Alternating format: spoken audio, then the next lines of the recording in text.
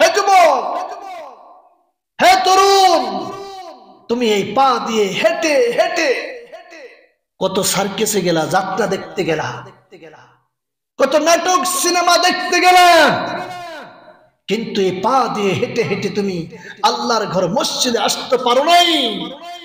তুমি যুবক বিবেকের কাছে প্রশ্ন করো, তুমি আল্লাহর কাছে কি জবাব দেবে? বলেন দেখি, জবাব দেওয়ার কোনো জায়গা থাকবে? যে আল্লাহ রাব্বুল আলামিন তোমাকে সুন্দর দুটি পা দিয়েছেন, সুন্দর হাত দিয়েছেন, সুন্দর জবান দিয়েছেন, যুবক তোমার প্রেমিকা তোমাকে বলেছে রাত 12টায় তোমার সাথে দেখা করতে চাই। ও যুবক, তুমি তোমার প্রেমিকার কথাকে মূল্যায়ন করে গুরুত্ব দিয়ে রাত 3টার সময়, রাত 12টার সময় প্রেমিকার সাথে দেখা করতে গেলা। আর যে আল্লাহ রাব্বুল আলামিন তোমাকে নির্দেশ দিয়েছেন, বান্দা আমি আল্লাহর সাথে প্রেম করার জন্য তাহাজ্জুদের নামাজে দাঁড়িয়ে যাও, তুমি প্রেমিকার কথা মূল্যায়ন করে প্রেমিকার সাথে দেখা করতে পারলা, কিন্তু তুমি শেষ রাতে আল্লাহর কথা গুরুত্ব দিয়ে সিজদায় দাঁড়াতে পারলা না, তাহাজ্জুদে দাঁড়াতে পারলা না, সিজদায় আল্লাহর সাথে কথা বলতে পারলা না।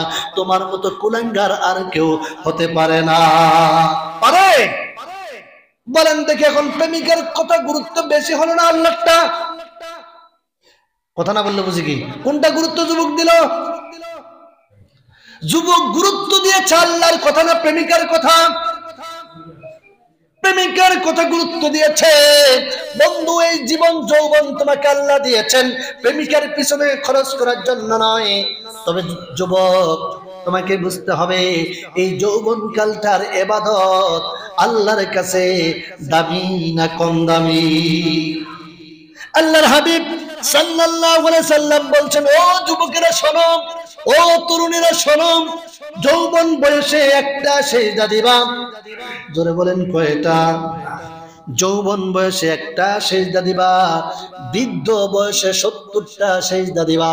বৃদ্ধ বয়সের 70 সিজদা আর যৌবনকালের একটা সিজদা, দুই পাল্লায় ওজন করলে আমার আল্লাহ বলেন, আমার রাসূল জানিয়ে দিয়েছেন, আমার উম্মতেরা শোনো, যৌবনকালের একটা সিজদা বৃদ্ধকালের 70 সিজদার চাইতে ভারী হয়ে যায়। কার কাছে ভারী হয়? কার কাছে? আল্লাহর কাছে ভারী হয়ে যায়। কিন্তু যুবকের আজকে যৌবন পাওয়ার পরে মই কি হনুমান হয়ে গেছে।